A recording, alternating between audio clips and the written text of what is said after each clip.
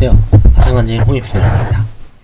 이번 시간에는 개인 파산에서 새롭게 문제되는 분야, 새롭게 대두되는 분야에 대해서 한번 말씀드리는 시간을 갖도록 하겠습니다. 개인 파산의 새로운 영역이 현재 신탁과 파산입니다. 신탁은 신탁법에 의해서 신탁자가 수탁자한테 신탁 계약을 체결하고 신탁 보수를 설정하고 우선 수익자를 지정하고 대외적으로 소유권을 대외 내외적으로 소유권을 이전하는 겁니다. 신탁자 수탁자 관계가 생기죠. 따라서 일단 신탁이 되면 신탁자의 채권자는 강제 집행을 할 수가 없습니다. 이 신탁법 25조에 따라서 예외적으로 신탁 사무와 관련된 거는 할 수 있죠. 아무튼 이제 신탁 자체가 사행이 채권 추심을 목적을 방지하기 위해서 채권 추심을 하는 것을 방지하기 위해서 일단 대부분 신탁을 하죠. 요즘은 신탁을 상당히 많이 합니다. 부동산 사업도 하고 재개발 재건축도 하고 일반인들도 합니다. 채권자의 추심을 면하기 위해서. 그래서 이제 그런 게 지금 사안이 채권자 파산이 들어왔는데 이거는 이제 어떻게 해결할 것인가 상당히 까다롭습니다. 이게 신탁법을 뒤져봐도 뾰족한 수가 없습니다. 사회신탁을 원인으로 취소소송을 하거나 신탁법에 집행면탈을 목적으로 신탁 종료 청구를 할 수 있는 권리가 있는데 그게 어떻게 작동되는지는 뭐 실제 사례는 경험해보지 않으면 잘 모르겠어요. 아무튼 신탁과 파산이 이제 좀 신탁과 파산이 만났을 때 채권자들 입장에서 이 신탁 재산을 어떻게 파산관제인이 환가할 것인가 이게 이제 좀 고민되는 지점이 있습니다. 그 다음에 파산 절차에서 소외되는 임차인 일반 파산도 마찬가지고 특히 상속재산 파산에서도 그렇고요. 임차인들은 이제 우선 경매권이 없죠. 경매권이 없습니다. 그냥 경매를 누르려면은 자기가 판결을 받아야 되는데 임차인들이 대부분 또 서민이죠. 임대인보다 경제적으로 더 어렵다 보니까 시간과 비용을 들여서 판결을 받는 걸 되게 주저합니다. 그래서 임대차 등기명령 정도 하고 이사를 가죠. 물론 이 등기명령만 해도 권리가 보전되는데 그런 경우에 임대인이 파산에 들어왔을 때 임차인은 그냥 매각되거나 경매될 때까지 기다려야 되죠. 우선 변제권 행사할 수 있죠. 보증금 자체는 매각대금에서 우선 변제가 되죠. 준별채권자의 지위가 있지만 수동적이죠. 자기가 적극적으로 뭐 경매를 놓거나 이럴 때는 판결을 받아야 되는데 그런 분들이 거의 없습니다. 그래서 대부분 소외되죠. 임대차 계약서에서 배당 요구를 하거나 어느 경우에 또 배당 요구도 안 하는 경우도 있죠. 그래서 이제 제가 소외된다. 뭔가 법을 개정을 해서 경매를 누릴 수 있는 권리를 인정을 해야 되는 게 아닌가.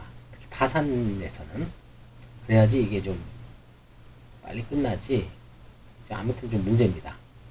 극단적으로는 파산관제인이 임차인이 있는 채로 목적물을 환가를 포기했을 때 그 임차인은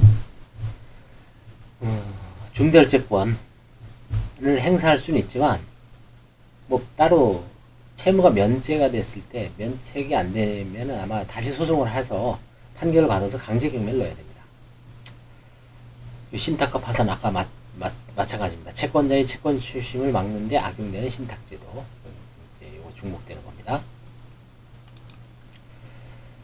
그 다음에 이제 최근 갭 투자 몇 년 동안 되게 유행했었죠. 영원한 부동산 상승의 신화, 부동산이 계속 오를 것이다라는 믿음만 있으면 뭐 단돈 차이, 예를 들어서 부동산 시세가 1억이고 전세금이 8천만 원이면 8천만 원을 끼고 2천만 원만 내고 부동산 투자를 하죠. 그리고 나서 1억 1천만 원, 1억 1천만 원, 2천만 원 올렸다. 이 차익을 먹는 거죠. 세금 낼 거 내고. 근데 이제 부동산 물량도 늘어나고 또 지역적으로 뭐 여러 가지 어떤 문제가 있어서 갭 투자를 했던 사람들이 순식간에 뭐 수백 채, 수천 채, 수만 채 갖고 있는 사람들이 있습니다. 이랬을 때 임차인들이 대거 피해를 받죠. 특히 젊은 뭐 대학생부터 젊은이들이 뭐 집을 구하기가 어려우니까 대부분 들어가는 게 권리관계가 확실하게 보호를 받는 데를 들어가는 게 아니라 보호를 못 받는 데 대거 들어가죠. 보증금 뭐 한 3천, 4천 정도 내고 나중에 보면 보호를 못 받습니다. 그래서 그런 경우에 이제 사각지대에 놓이는 임차인들이 여전히 이제 약자, 경제적 약자로서 지금 문제가 되고 있습니다. 그 다음에 이제 기여도라는 개념이 있죠. 이 기여도. 이 기여도라는 개념은 신족상속법에서의 개념이죠. 기여분. 그렇죠? 기여분.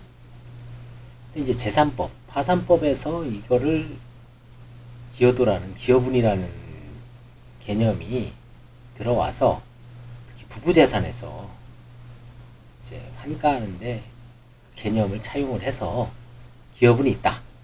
그렇죠? 기여도가 있다. 라고 했을 때 환가할 수 있을 것인가. 이게 이제 끊임없이 논란이 됐지만, 지금 현재는 이제 배우자 재산에 대해서는 실무준칙이 개정이 돼서, 원칙적으로는 기여도에 따라서 고유재산으로 보고 기여도에 따라서 환가를 하지 마라. 예외적으로, 경제적 위기 시에 재산을 배우자한테 빼돌려놓은 경우, 이전한 경우, 그 다음에 이제 애초에 취득 자체가 채무자의 재산으로 명의신탁, 모든 건 뭐 구입자금이라든가 관리, 이후에 어떤 담보 설정 이런 걸 모든 거를 그 배우자 명의로 해놓고 본인 명의로 이제 아니 채무자 명의로 하지 않고 배우자 명의로 한 경우, 그 두 가지 예외, 재산을 빼돌린 은닉한 경우, 그 다음에 명의신탁인 경우, 두 가지 경우에는 예외적으로 환가를 하되 나머지 경우에는 환가를 하지 마라. 그래서 이 기여도라는 개념이 이제 점점 이게 친족상속법 민법에서의 개념이었죠. 파산법에서 적용할 수가 없다. 이런 결론이 내려지고 있습니다. 그 다음에 이제 우리나라에서 상속 폭이 뿌리 깊은 관념 늘 강조하지만 내 손아귀에 딱 들어와야지 상속을 받았다고 생각하는 것 같아요. 근데 실제로 상속은 받는 거죠. 무조건 돌아가시면 받는 겁니다. n분의 1로. 그리고 나서 내 지분을 포기하는 거죠. 그거는 상속을 이미 받은 겁니다. 포기는 받고 나서의 문제죠. 상속 포기는 미리 하지 못하죠. 아버님이 죽기 전에, 피상속인이 죽기 전에, 나 이제 집 안 받을래. 할 수가 없죠. 그건 아주 뭐 예전 민법에서도 아주 유명한 조항이죠. 죽고 나서, 죽으면 일단 피상속인이 죽으면 나는 상속을 받는 겁니다. 그리고 나서 가정법원에다 정식으로 상속 포기를 하는 겁니다. 그건 이제 상속 포기 심판 청구라 그러죠.